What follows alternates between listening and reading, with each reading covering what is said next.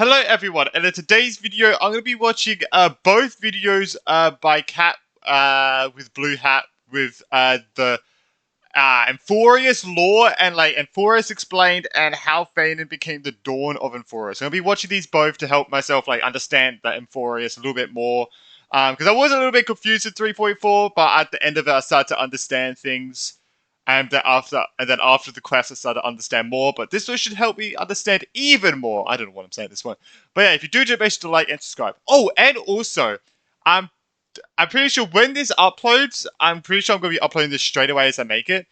This will be my 1000th video, which is actually insane. So, yeah, my first one was obviously Zhongli, but yeah, it's my 1000th video, bro. Jesus Christ. But yeah. That's actually insane, bro. That's actually insane. But yeah, let's learn more about Amphoreus. The story of Amphoreus starts before it was ever created. Ooh, okay. Oh, because a bit about the Eons. A genius society member by the name of Rupert II created planet-sized supercomputers. Kind of reminds me of Mars in Honkai Impact. It's like a big super quantum computer, actually. Don't worry. These were called scepters, and they became part of Nuis's cognition as neurons. I was gonna say, is that English? Every such scepter was tasked with finding the answer to a question given as inputted. Nuis soon abandoned the scepters. Oh yeah, this is Nuis. I still need to watch the video about the lore of Golden Gears because I haven't even entered that one, so I still need to look at that. Nuis abandoned the scepters, yet they continued to find answers to the questions they were tasked with. Rupert II used them to his... What am I? Okay, sorry. I don't know what I'm saying. I'm reading these completely wrong. I said robot. I saw a robot, okay? Rupert II used them in his war against organic beings, which became known as the Second Emperor War. I think I heard about that. He was eventually assassinated by Polka Kakumon, Genius Society number 4, which stopped the war. Alright. Polka was also the one who assassinated Rupert I, who started the First Mechanical Emperor War. Oh, so Polka killed them both! Interesting. The scepters worked by utilizing the anti-life equation on virtual simulated worlds to cause destruction. Once these virtual simulations produce satisfactory results, this data was used for deploying anti-life equations on the real target. Oh, so it's like a training ground. Interesting. Ensuring that every scenario will be taken care of and all life will be eliminated. After the wars, all scepters were destroyed and sealed away. Except one scepter. Oh, Delta. I was gonna say what the fuck that is. Delta-ME13 survived and it continued to find answers to its equation. It was tasked with finding the answer to the prime mover of life. Ooh, okay. Lygus, a pathstrider of equation. What did I just say? Pathstrider of erudition found the scepter. Oh. He hid the scepter from the universe so that Polka could not find it. It is implied that Lygus logged into the scepter using the Genius Society ID. So we can theorize that he is part of the Genius Society. I was gonna say, so is he a part of the Genius Society? But okay, so it hasn't been said, but yeah, it's very likely, okay. And based on his fear of Polka, he could be Rupert III. With the scepter hidden from the universe, he made some adjustments to his extrapolations. Gotta be honest, I need to quickly look at what that word actually means, because I will be honest, I'm pretty sure they were saying it in the quest, and I did not understand what the fuck. I'm pretty sure I've already looked this up. Extrapolation. Alright. Okay, it's a fucking movie. God damn it. The action of estimating or concluding something by assuming that existing trends will continue or a current method will... Oh, okay, so it's like... Oh, okay, it's like estimating through like a graph. So like... Oh, yeah, so estimating just with previous numbers. Oh, okay. Makes sense. So if a graph is going like this, you can probably estimate they'll probably keep going like that, right? Or like that. Okay, makes sense. It's like estimating. This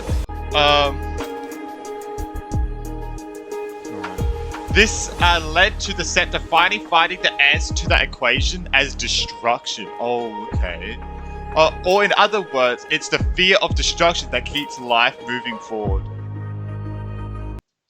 Yeah, okay, I could definitely see that. The solution is what Ligus calls as the destruction equation. This new destruction equation caught Nanook's interest. Oh, yeah, it did. as they ascended it into the new Lord Ravager. Ligus copied this destruction equation and deployed it on planets outside. The IPC detected these attacks and assumed it was from a new Lord Ravager. Since this Lord Ravager didn't have any name, IPC decided to call it Iron Tomb. Oh, okay. That's where Iron Tomb came from. Ligus heard of this and started calling this new destruction equation Iron Tomb. This happened during wow, okay, that is so long ago. This happened during the 50,000th. I don't know why I can't say 1,000th recently. Jesus Christ. And 120 first cycle. Yeah, that's supposed to be ST, I think. When Ligus experimented with inorganic life in the explorations. Wait, so is this the cycle? Wait, is that the cycle of that's not the cycle of Amphoreus, is it? I don't think it is, right? No, because this is before. Interesting, okay. Oh, is it the 50,000th cycle of the the training ground experiment? However, Iron Tomb being able to destroy planets was not enough for Ligus. His goal from the start was to create an equation that can kill an Eon, specifically Nuus. He believes Nuus discarded the scepters, thinking it was worthless and couldn't find the answer. So he wanted to show him that it did find the answer. He wants to prove Nuus wrong by finding the answer to the original question and use it to destroy Nuus. So I guess the answer was destruction, so I guess you kill it with destruction. Because of this, when he made modifications to the Scepter's extrapolations, it resulted in Amphoreus. Oh, okay, so that's how Amphoreus was made. Yeah, so Amphoreus is the literal like simulation training ground experiment, and it's gone through. Oh yeah, so that was the cycle of technically Amphoreus, I guess you could say, and then it led to going to like 30 million cycles.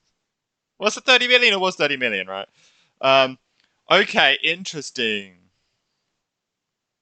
Yeah, so Amphoreus is like an extrapolation to defeating Nuus. Interesting, alright.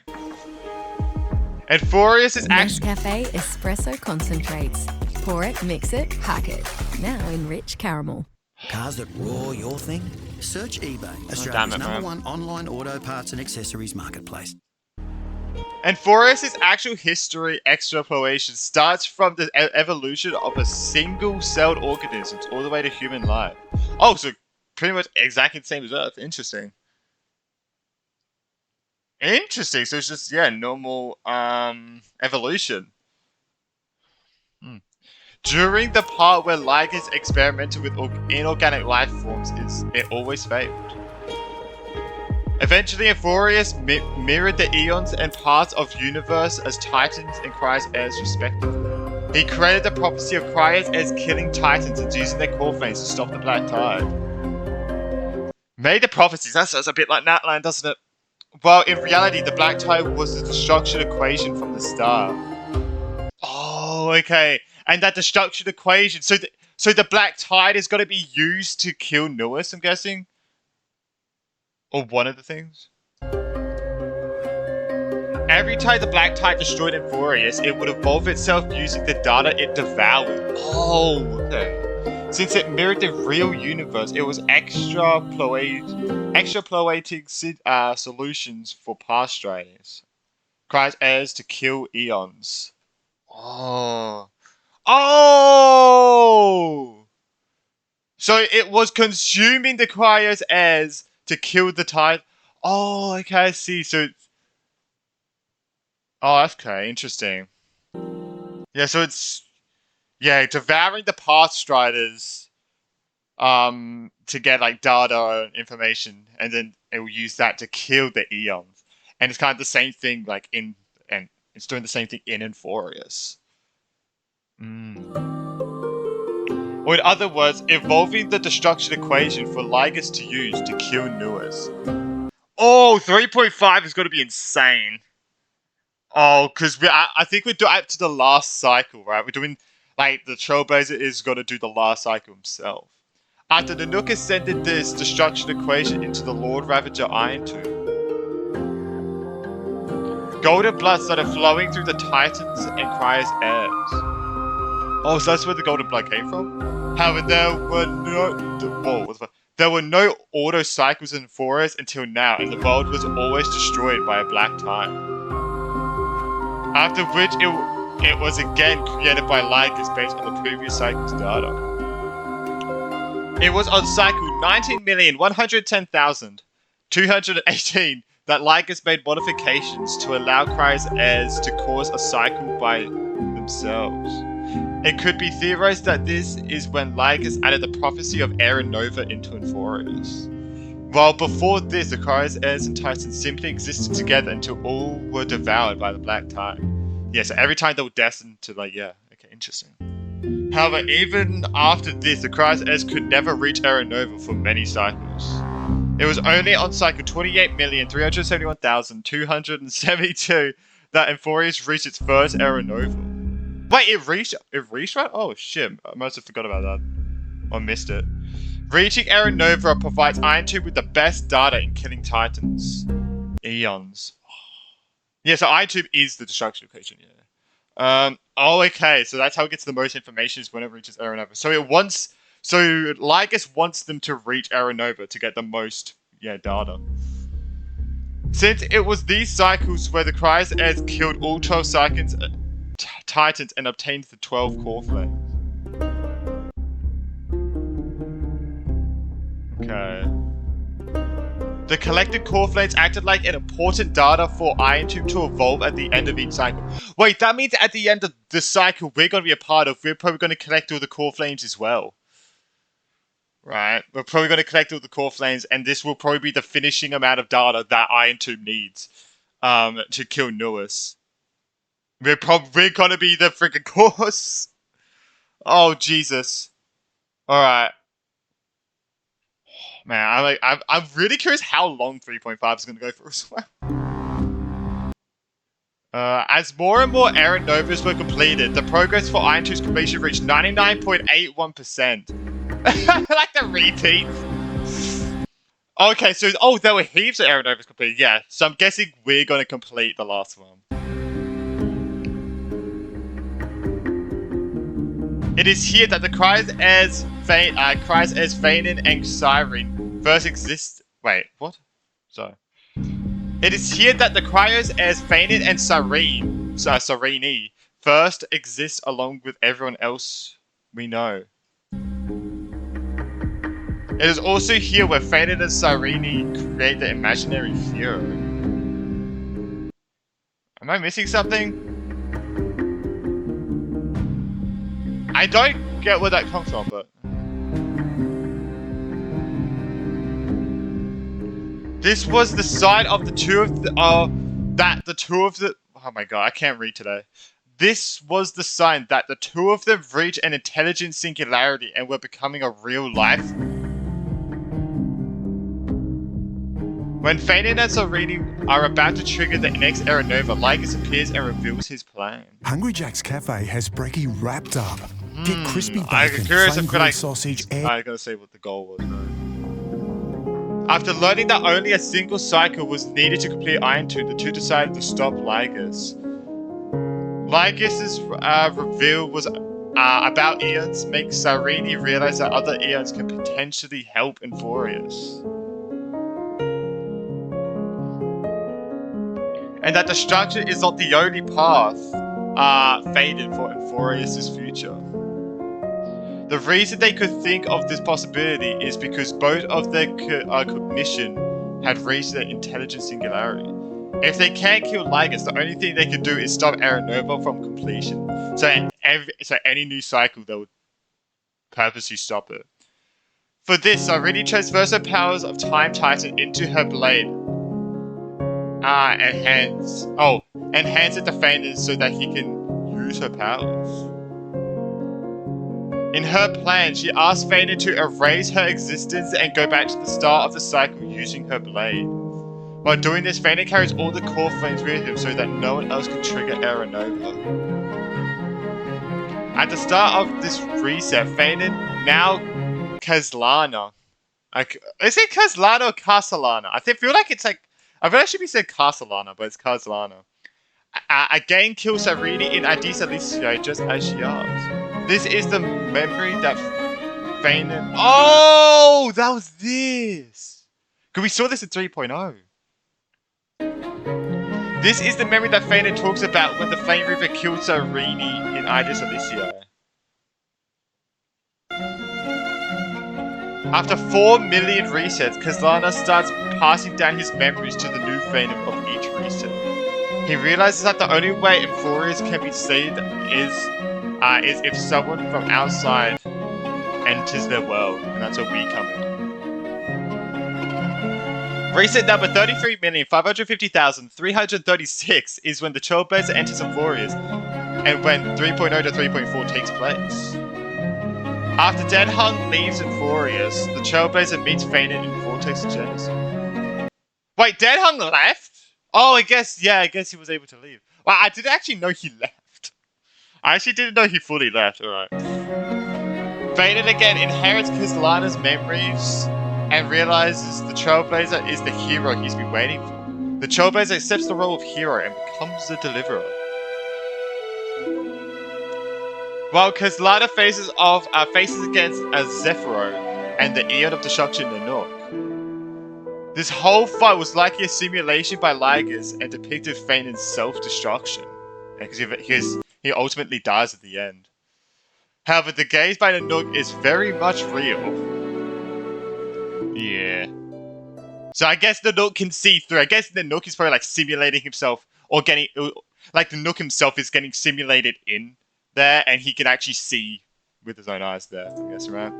Lygus records that Kazlana merged with Iron Tube at the end of this fight. So yeah, so he becomes a Lord Ravager at the end of the fight. Oh yeah, this part. Since Memory covers her memories as Cyrene, she helps the Trailblazer reset the cycle. Oh my god, yeah, they're both the same thing. I forgot about that. That was actually crazy. I mean, it was. I feel like people were saying that for a while, but that's actually crazy. However, at which point in the cycle do we reset back? To remains unknown. I guess we'll find that 3.5, right?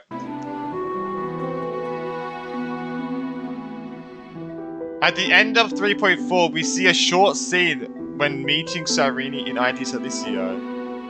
This is reset number 33,550,337, and we're starting our journey as a deliverer of Amphoreus. But in this cycle, there will be no Flame Reaver, Kazlana. Oh yeah, okay. So we'll probably be more safe.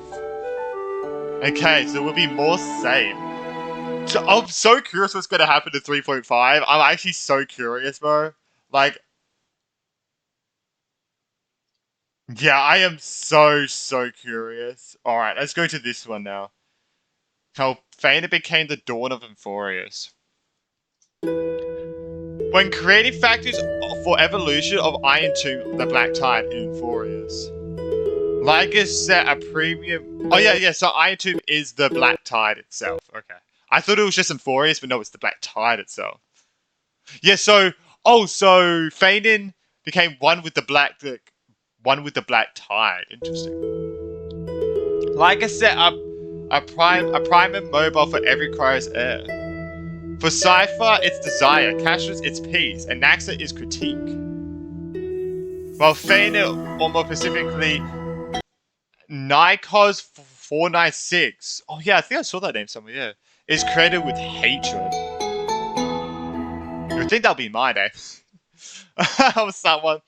The boy went to a tiny schoolhouse, which barely had a handful of students. He found history lessons a bore, so he carved his wooden toys under the desk. As he slowly lost himself into making the wooden figure of his ideal hero.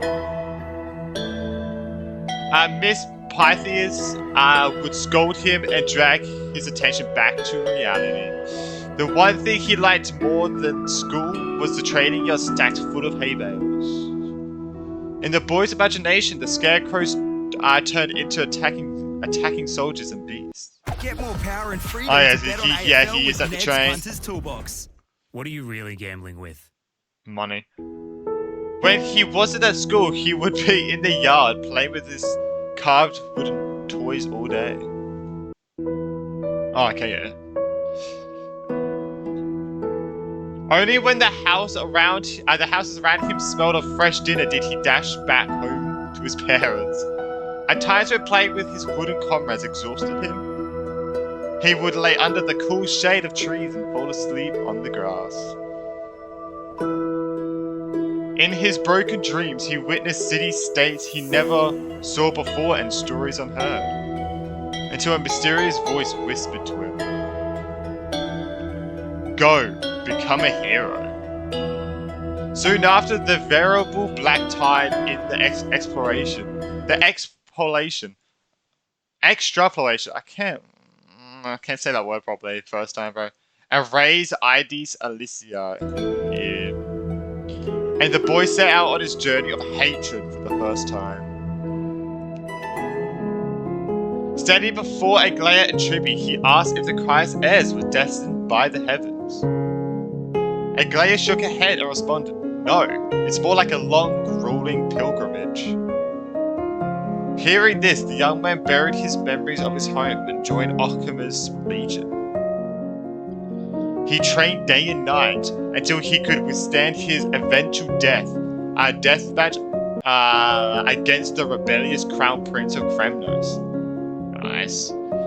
It is only after fighting for 10 days that Mine finally agreed to listen to Okama's words. Even during his study years at the Grove, the young man gave his all and went through all his books. Despite lacking the logic during the school's debates, his sharp wit never lost him in the final results. Nice. And though... Sorry, let me go back. And though he could not outcompete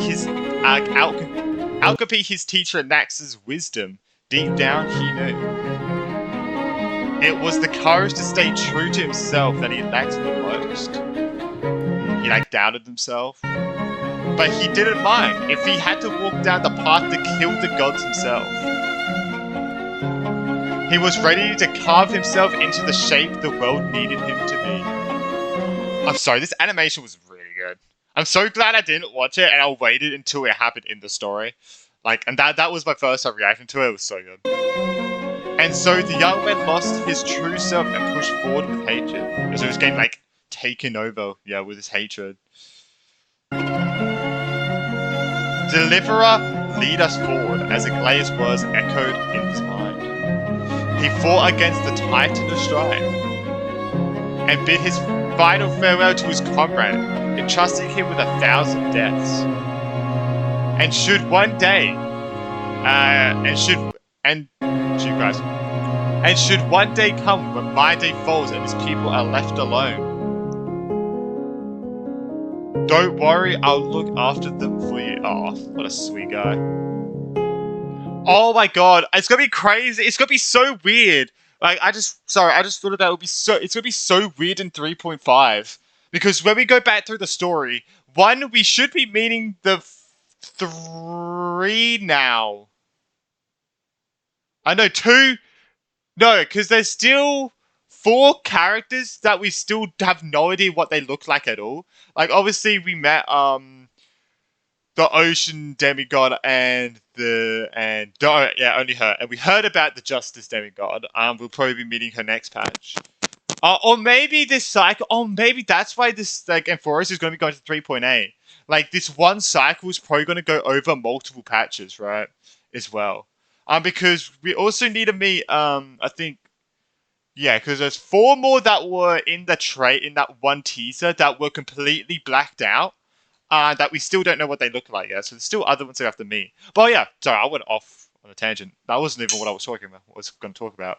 I was just thinking, when we go through our journey, I'm pretty sure my day and that, like, everyone's not even going to remember who we are, obviously, because it's a cycle reset. So we're going to know who they are perfectly, but they're not going to know who we are, which is going to be kind of weird and interesting to see.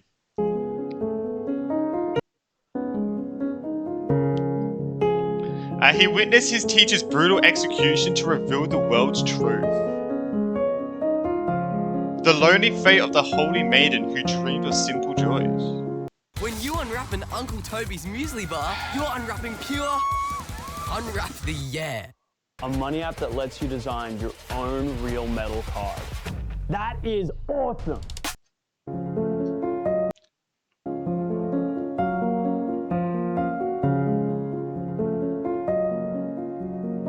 In the next life, truth will be revealed and life and death will find their rightful place.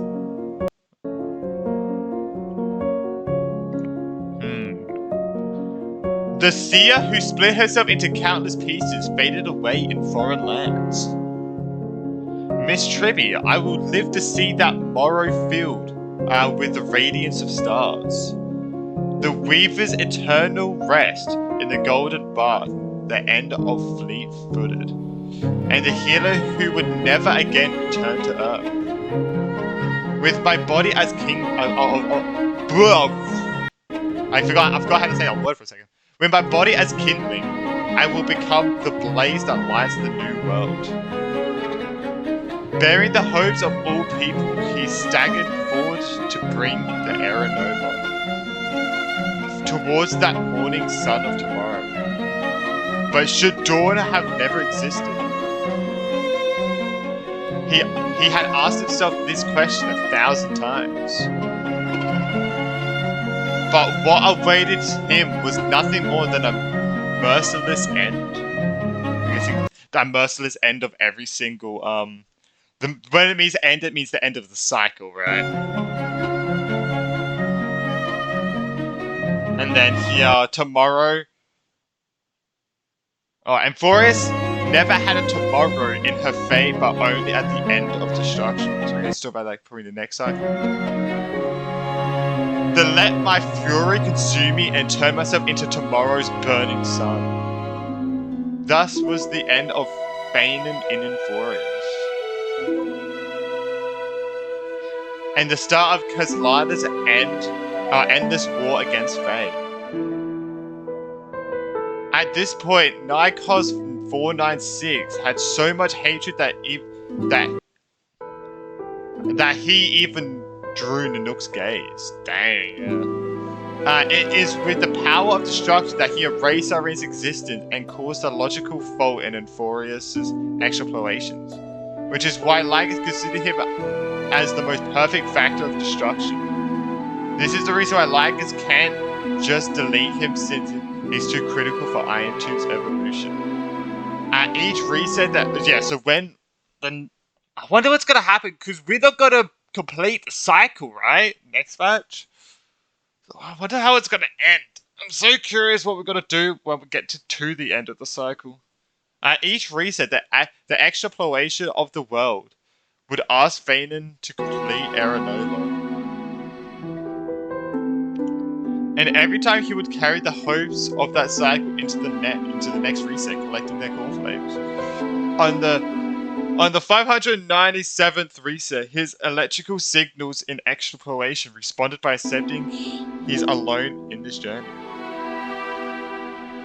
On the 8,128th reset, he no longer cared about himself. On the 16,256th reset, he realized this will be an endless cycle. On the 49,000th, 6,000 reset, he responds against the input instruction himself. During the 33 millionth 550,336th reset, which is the one that was just done. He finally finds the hero he had been waiting for. Seeing that Amphoreus now finally has a true deliver, he passes on his duty to us. Now, without worries, he can take his final step driven by hatred. Yeah, which is the animation. And that is the destruction of himself. And that is the destruction of self using the powers of destruction. Same as what he did to Cyrene. Since he was going down anyways, why not try to take destruction down with him? True. And with this is the existence of Kislana comes to an end. After this fight, self-destruction, he ultimately merges with Iron Tomb. So we're not going to see Phainon in the cycle we're in, right? On the 33,550,337th reset, which is the one we're just on, the new Phainon wakes up from his usual dream on the grass field under the tree. Oh no, he is there. Okay. Feels like I've had this dream 1,000 times before. But this time in his dream, a broken, charred familiar figure falls into an endless darkness. That figure burnt itself away, and everything else around it too. Kislana gave his all in trying to break out of the extrapolation and destroyed himself. Since there was no dawn in Amphoreus' tomorrow. He chose to burn himself and his twisted fate, igniting it.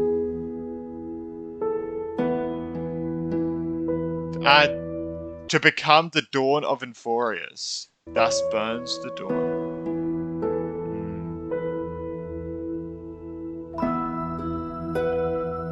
Man, oh my god, bro. It's so, man, Jesus. Amphoreus is so, like, it's so interesting. I'm so curious, just, like, I'm so excited to meet, like, all the characters and everything. But yeah, let me know what you think of Amphoreus. Obviously, thanks to Cowboy Blue Hair for making these videos like usual. I feel like this one was definitely, more interesting to me. Definitely with the creation of Amphoreus. Because yeah, I didn't know like how it was created by like the I forgot what it was called. Fuck, so as set. Yeah, oh my god, I was about to say scepter, and then I saw it there. But yeah, the scepter. The last scepter, and the Black Tide is Iron Tomb. I didn't know the Black Tide itself was Iron Tomb. I didn't know that yet, and then Phainon merged with it.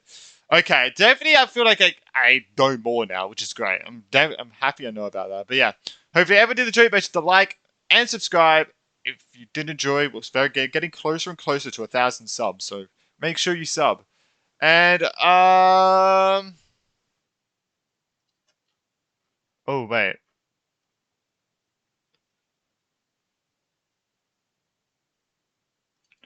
Answering some more questions. When does Phainon and Siren exist? Some unknown number of cycles after.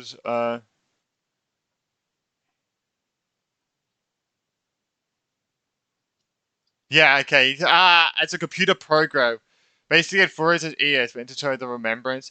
Kind of definitely reminds me of Mars, the Mars quantum computer in Honkai Impact, which is crazy because I'm literally up to that now. So yeah.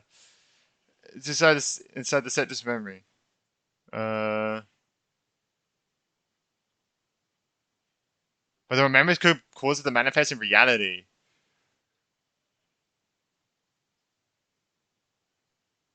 What is iron to iron? It's a destruction equation. Oh, okay, yeah. So he wants to use Phainon or himself as a vessel so that Iron Tomb can manifest in reality. Interesting. But yeah, I hope everyone did enjoy, and yeah, I guess we'll see you over the next one. Peace.